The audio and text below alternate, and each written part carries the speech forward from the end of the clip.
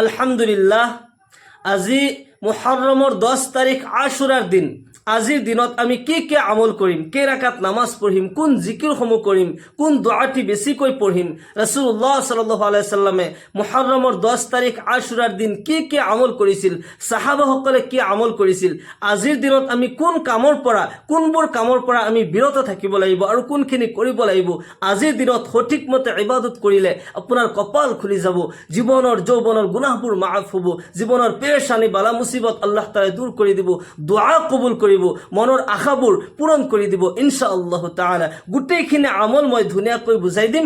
আহক ইয়াৰ পূৰ্বে এই দিনৰ ফজিলত সম্পৰ্কে আমি জানি লওঁ, এই দিনৰ মহত্ব কি, গুৰুত্ব কি।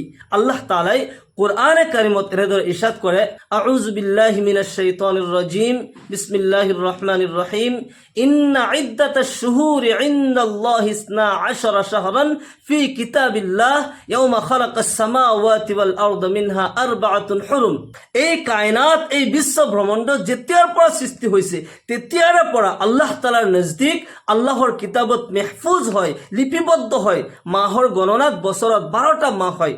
মুহররম, সফর, রবিউল আউয়াল, রবিউল সানি, জামাদুল উলা, জামাদুল সানি, রজব, শাবান, রমজান, শাওয়াল, জিলকদ, জিলহজ, এই 12টা মাহ হয়।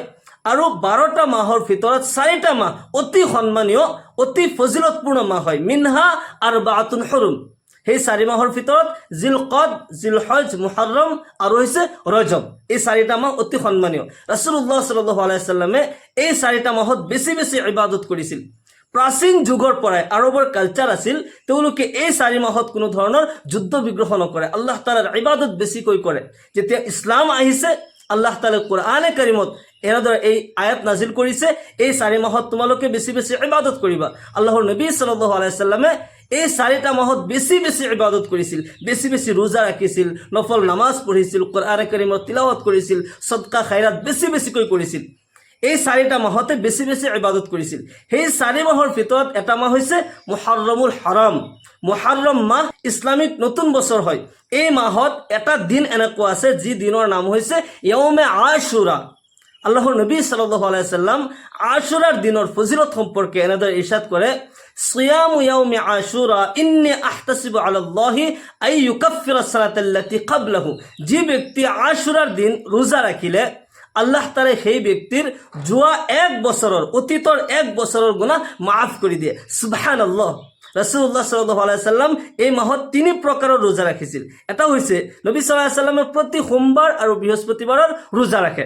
সাহাবাসকলে যেতিয়া আৰজ কৰিলে, ইয়া ৰাসূলুল্লাহ, ইয়া হাবিবাল্লাহ, আপুনি প্ৰতি সোমবাৰ আৰু বৃহস্পতিবাৰে কিয় ৰোজা ৰাখে? নবী সাল্লাল্লাহু আলাইহি সাল্লামে উত্তৰত কয়, মই সোমবাৰ দিন ৰোজা ৰাখো, এই দিনৰ শুকৰিয়া আদায় কৰোঁ, আল্লাহ তাআলাই এই দিন মোক এই পৃথিৱীত প্ৰেৰণ কৰিছে। সুবহানাল্লাহ। নবী সাল্লাল্লাহু আলাইহি সাল্লামৰ জন্মদিন হয় সোমবাৰ দিন, সেই কাৰণে নবী সাল্লাল্লাহু আলাইহি সাল্লামে ৰোজা ৰাখিছে। আৰু বৃহস্পতিবাৰ বান্দাৰ নামা আমল আল্লাহ তাআলাৰ আগত পেশ কৰা হয়। নবী সাল্লাল্লাহু আলাইহি সাল্লামে কয়, হে মোৰ সাহাবাসকল, মোৰ নামা আমল যেতিয়া আল্লাহ তাআলাৰ আগত পেশ কৰা হ'ব, মই এই কথা পছন্দ কৰোঁ যে মই যাতে সেই অৱস্থাত ৰোজা ৰাখি আছো, মই ৰোজা অৱস্থাত যাতে মোৰ নামা আমল আল্লাহ তাআলাৰ আগত পেশ কৰা হয়। সুবহানাল্লাহ। সেই কাৰণে নবী সাল্লাল্লাহু আলাইহি সাল্লামে প্ৰতি সোমবাৰ আৰু বৃহস্পতিবাৰে ৰোজা ৰাখিছিল। 2 নম্বৰত নবী সাল্লাল্লাহু আলাইহি সাল্লামে প্ৰত্যেক মাহৰে আয়ামে বীজৰ 3টাকৈ ৰোজা ৰাখে। 13, 14 আৰু 15, প্ৰত্যেক মাহৰে 13 তাৰিখ, 14 তাৰিখ আৰু 15 তাৰিখৰ এনেকৈ 3টা ৰোজা ৰাখে। আৰু 3য় নম্বৰত নবী সাল্লাল্লাহু আলাইহি সাল্লামে আশুৰাৰ ৰোজা, নবী সাল্লাল্লাহু আলাইহি সাল্লামে কোনোদিন কাজা কৰা নাই। নবী সাল্লাল্লাহু আলাইহি সাল্লামে আশুৰাৰ ৰোজা প্ৰতি বছৰ ৰাখিছে।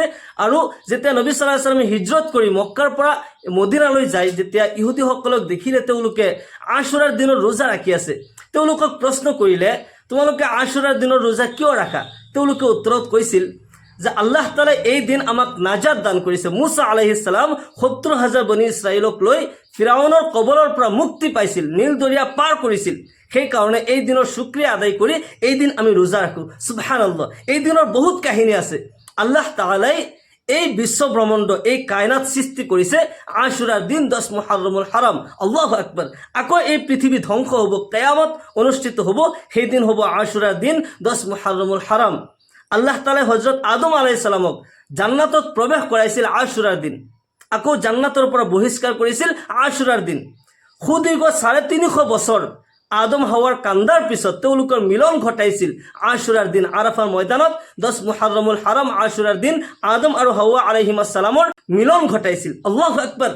আল্লাহ তাআলা নূহ আলাইহিস সালামৰ নৌকা যদি পাহাৰৰ কিনাৰ কৰাইছিল সেইদিন আছিল আশুৰাৰ দিন।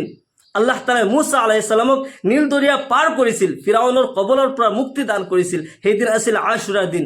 হযৰত আইয়ুব আলাইহিস সালামক কুষ্ঠ ৰোগৰ পৰা মুক্তি দান কৰিছিল, 18 বছৰ তেওঁ কষ্ট কৰিছিল, এনেকুৱা বেমাৰ হৈছিল তেওঁৰ গোটেই গা গোটেই শৰীৰ পুকাই খাইছিল, এনেকুৱাকে অৱশেষত পুকাই খাই খাই জিভা যেতিয়া খাই আছে তেওঁ তেতিয়া আৰজ কৰিলে, ইয়া আল্লাহ মোৰ জিভাখন যদি খাই দিয়ে, পুকাই যদি মোৰ জিভা খাই দিয়ে, মই তোমাৰ ইবাদত কেনেকৈ কৰিম, তোমাক কেনেকৈ মই মাতিম, তোমাৰ জিকিৰ কেনেকৈ কৰিম। আল্লাহ তাআলাৰ ওচৰত তেতিয়া দোয়া কৰিছিল, ওয়া আইয়ুবা ইজ নাদা ৰাব্বাহু আন্নী মাছানিয়াজ যুৰৰু ওয়া আনতা আৰহামুৰ ৰাহিমিন।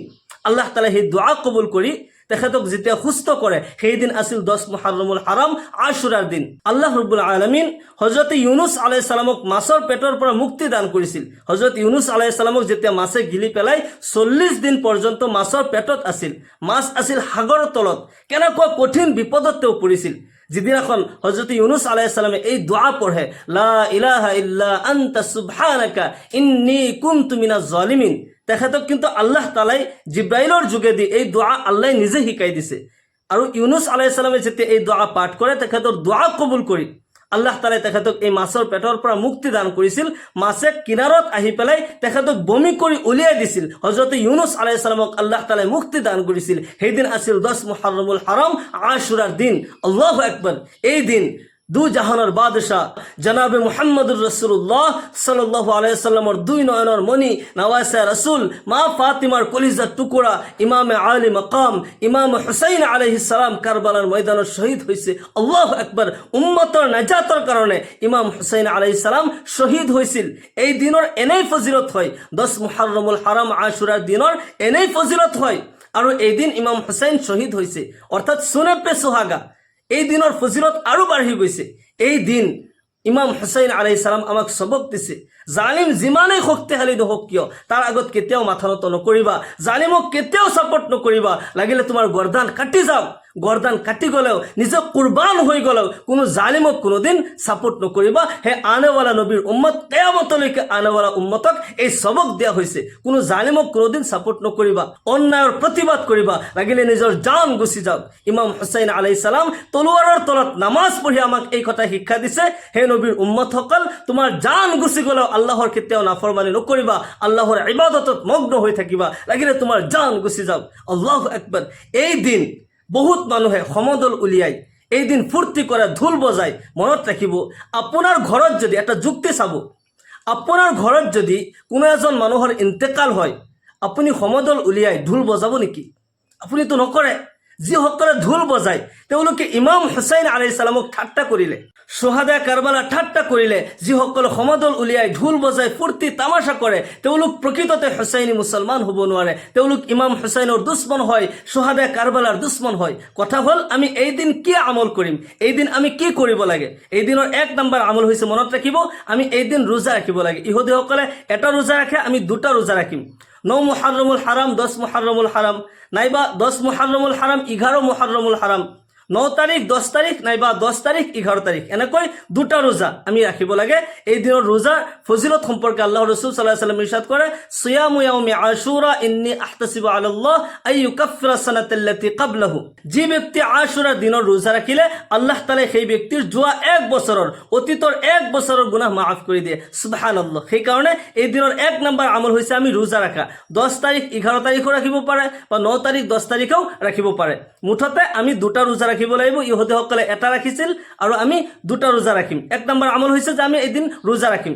দ্বিতীয় নম্বৰ, এই দিন আমি বেছি বেছি নফল নামাজ পঢ়িম আৰু সোহাদায়ে কাৰবালাৰ কাৰণে, যিসকল উম্মতৰ নাজাতৰ কাৰণে কাৰবালাৰ জমিনত শহীদ হৈছে, তেওঁলোকৰ ৰুহৰ মাগফিৰাতৰ কাৰণে, তেওঁলোকৰ দৰজাত বুলন্দিৰ কাৰণে আমি দোয়া কৰিম। এই দিন আমি বেছি বেছি নফল ইবাদত কৰি, নফল নামাজ বেছি বেছিকৈ পঢ়ি তেওঁলোকৰ কাৰণে দোয়া কৰিম। ইশৰাকৰ নামাজ, চাস্তৰ নামাজ আমি বেছি বেছিকৈ পঢ়িম। ইয়াৰ বাহিৰেও নফল নামাজ বেছি বেছিকৈ পঢ়িম।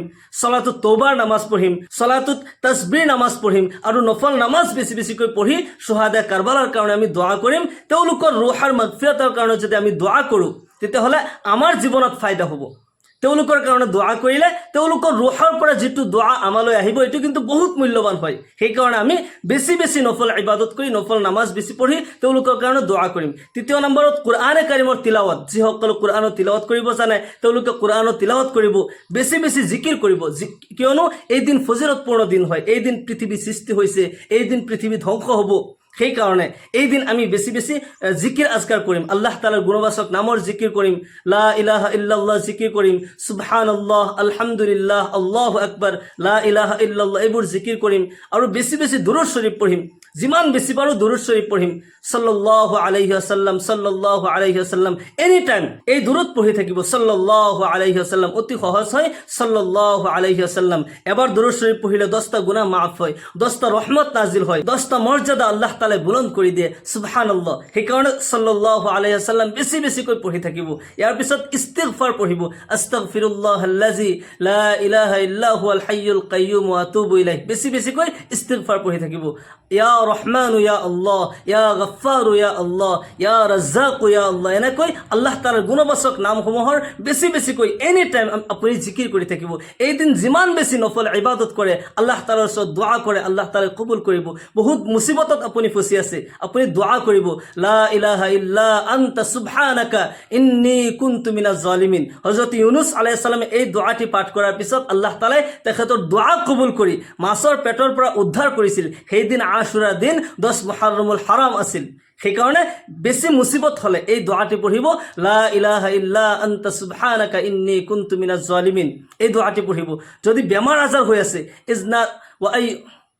যদি বেমাৰ আজাৰ হৈ আছে, ওয়া আইয়ুবা ইজনাদা রব্বাহু আন্নী মাসানিয়াজ যুররু ওয়া আনতা আরহামুর রাহিমিন, রব্বি আন্নী মাসানিয়াজ যুররু ওয়া আনতা আরহামুর রাহিমিন, এই দোয়াটি পঢ়িব। 2 রাকাত নফল নামাজ পঢ়ি, সলাতুল হাজত নামাজ পঢ়ি, জায় নামাজত বহি বহি এই দোয়াটি বেছি বেছি পঢ়িব আৰু হাত তুলি মুনাজাত কৰিব।